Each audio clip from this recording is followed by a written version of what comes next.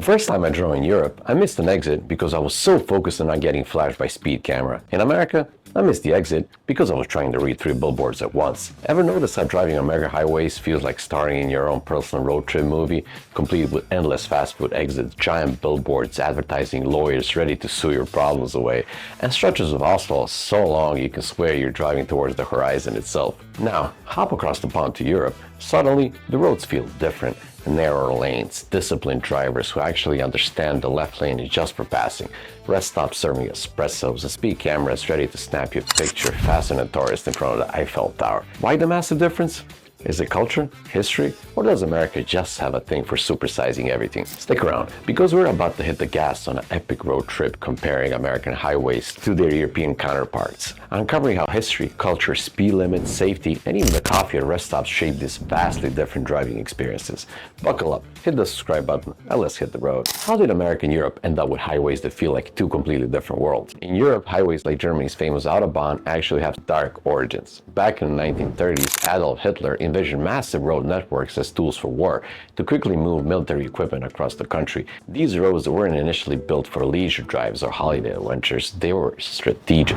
After World War II, Europe kept expanding and refining these highways, shifting their purpose from military movement to connecting thriving cities, boosting trade, and yes, making summer vacations a whole lot easier. Meanwhile, across the Atlantic, the story of American highways kicks off in the 1950s with President Dwight D. Eisenhower. Inspired by Germany's Autobahn, which he's seen during World War II by the way, Eisenhower championed the interstate highway system, but with a twist. While defense and rapid mobilization were still considerations, America had another goal: connect a sprawling, rapidly suburbanizing country. American highways were built to accommodate cross-country family road trips, massive cargo trucks hauling goods coast to coast, and of course, the occasional teenager looking for an epic road trip adventure. In short, Europe's roads were born from necessity, dense cities, ancient geography, and strategic military planning. America's, on the other hand, emerged from a spirit of expansion, freedom, and uniquely American dream of hitting the open road with nowhere to go, but everywhere. Alright, picture this. You're in Europe, driving from Paris to Amsterdam. 4 hours later, you crossed the entire country, maybe even 2, and had enough time to enjoy a leisurely espresso break. Now, flip to US. 4 hours driving from Miami gets you, well, still in Florida. And trust me, the only breaks you had are quick stops at gas stations selling questionable hot dogs and energy drinks. I once drove for nearly 9 hours through Texas and still didn't leave the state. At one point, I passed a sign that just said, next town, 172 miles. That's not a drive, that's a commitment. American highways are massive because, no surprise here, America itself is massive. US interstate system sprawls over 48,000 miles. That's about 77,000 kilometers for my European friends, connecting major cities separated by huge stretches of countryside, mountains, deserts, and cornfields. Yes, a lot of cornfields. Driving coast to coast from New York to California takes over 40 hours of non-stop driving. It's no wonder Americans love their cars, because walking just isn't an option. Meanwhile, European highways are designed completely differently. Europe packs nearly twice as many people into half the space. Highways here connect bustling urban areas that are usually just a couple hours apart, and roads often weave around mountains, lakes, forests, and medieval towns. They're efficient, interconnected, and generally shorter. You rarely drive for hours without encountering a town, village, or at least a charming little cafe. In other words, in Europe, highways are about getting from A to B quickly and practically. In America, highways are about the journey itself. Vast, endless, and often very, very straight. But does bigger always means better? Well, to answer that, we have to talk about how people drive. If there's one thing people know about European highways, it's this magical concept called Autobahn, Germany's highway with famously unlimited speed limits. Sounds thrilling, right? But here's the twist. Even with no official speed limit on many stretches, European drivers tend to be disciplined, cautious, and rule-abiding. They pass on the left, return promptly to the right, and use turn signals religiously. Meanwhile, in America, highways have clear speed limits posted everywhere, but let's be honest, these often feel more like suggestions than strict rules. You might be cruising along at 75 miles per hour, only to get casually overtaken by a grandmother sipping her Starbucks latte while doing 90. Am I driving? Ariel, you are driving.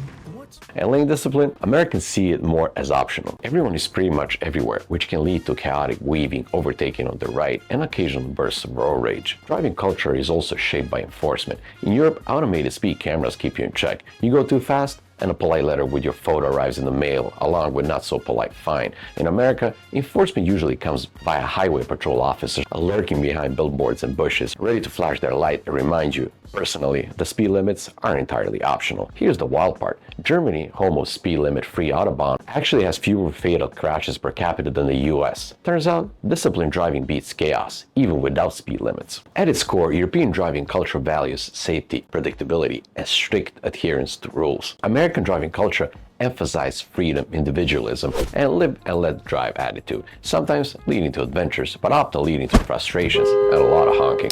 Ever notice how different highways actually look when you're traveling between America and Europe? Take signage, for instance. Europe has sleek, simple, universally understandable symbols, clearly indicating exits, services, and landmarks. American highways, they come complete with gigantic green signs and overload information and huge billboards advertising everything from lawyers and casinos to questionable tourist attractions. Seriously, nothing screams welcome to America quite like 60-foot sign advertising the world's largest ball of yarn 2 exits ahead. Then, there's a question of exits and rest stops. In Europe, rest stops often feel more like mini towns. You'll find clean bathrooms, real food options, espresso bars, and even outdoor playgrounds. Americans, on the other hand, have perfected the art of convenience, drive through everything: burgers, coffee, pharmacies, even banks. Rest stops can range from expansive truck stops selling souvenirs, snacks, and showers to lonely vending machines and picnic benches in the middle of nowhere. But infrastructure also includes roads themselves. European highways are meticulously maintained. Think smooth asphalt, clear lane markings, and lighting in critical areas. In America, road conditions vary dramatically.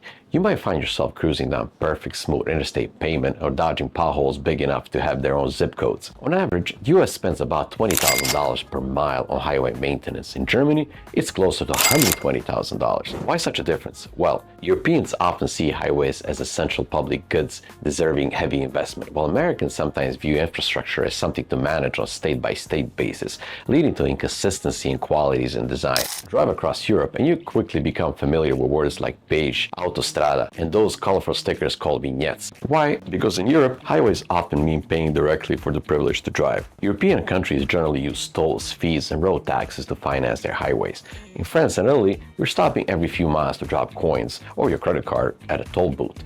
In Switzerland and Austria, you stick a vignette on your windshield, proving you pay your annual highway tax, and in places like Germany, they keep highways free for cars but heavily toll commercial trucks, ensuring your roads stay funded and well maintained. On the flip side, American highways tend to run mostly on gasoline taxes, federal and state budgets, and sometimes toll systems, think Easy Pass or SunPass. But here's the kicker, US toll roads are consistent. Some states have them everywhere. I'm talking about you, Florida, while others hardly use them at all. Plus, because of reluctance to raise gas taxes, America's roads can sometimes suffer from underfunding, leaving highways to age like fine wine.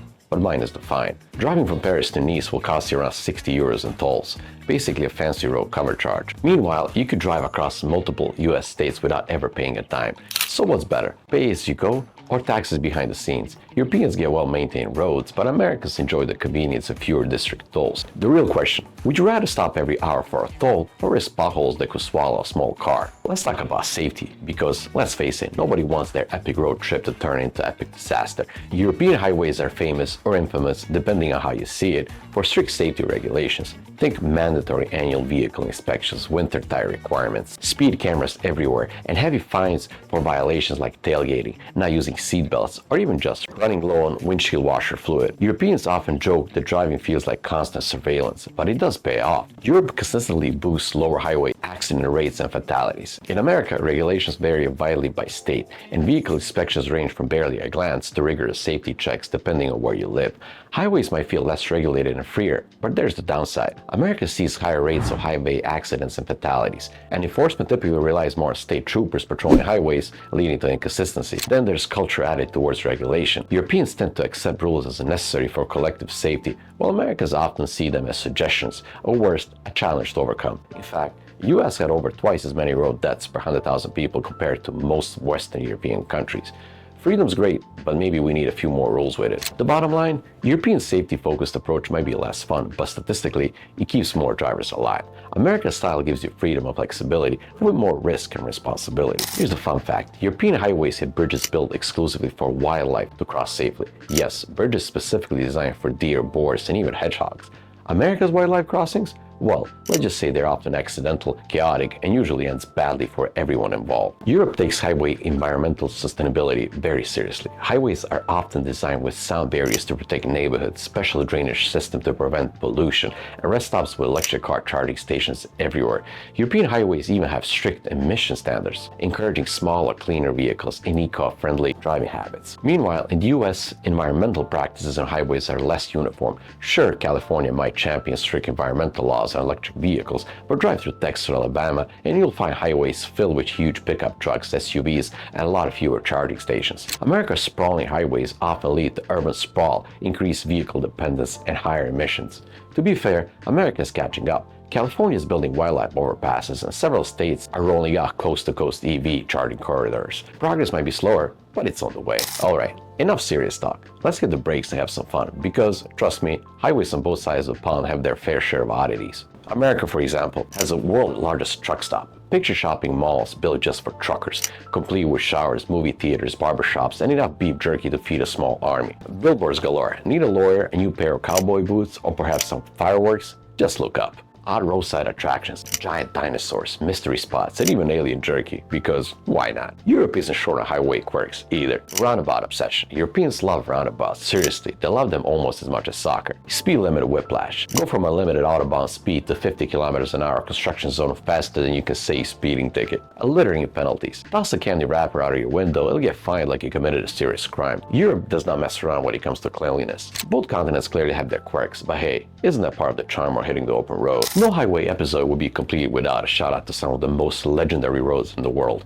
In America, highways aren't just roads, they are cultural icons. Think about Route 66, the classic American road trip stretching from Chicago to Santa Monica, immortalized by countless movies, songs, and diner menus.